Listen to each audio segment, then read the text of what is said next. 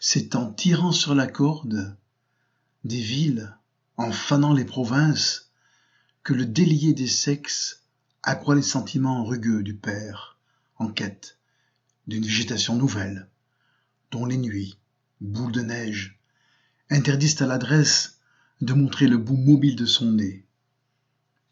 C'est en lissant les graines imperceptibles des désirs que l'aiguille s'arrête, complaisamment, sur la dernière minute de l'araignée et du pavot, sur la céramique de l'iris et du point de suspension, que l'aiguille se noue sur la fausse audace de l'arrêt dans les gares et du doigt de la pudeur.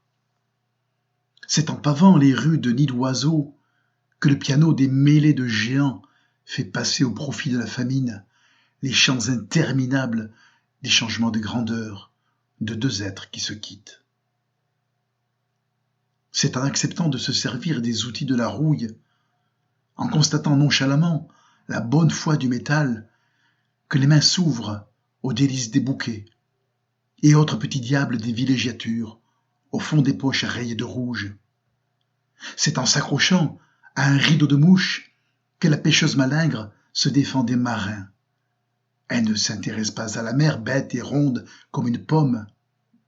Le roi qui manque, la forêt qui n'est pas là, la rencontre qui n'a pas lieu, et pour boire, la verdure dans les verres, et la bouche qui n'est faite que pour pleurer. Une arme, le seul terme de comparaison avec la table, avec le verre, avec les larmes. Et l'ombre forge le squelette du cristal de roche. C'est pour ne pas laisser ses yeux, les nôtres, vides entre nous, qu'elle tend ses bras nus, la fille sans bijoux, la fille à la peau nue. Il faudrait bien par-ci, par-là, des rochers, des vagues, des femmes pour nous distraire, pour nous habiller, ou des cerises d'émeraude dans le lait de la rosée, tant d'aubes brèves dans les mains, tant de gestes maniaques pour dissiper l'insomnie sous la rebondissante nuit du linge, face à l'escalier, dont chaque marche est le plateau d'une balance.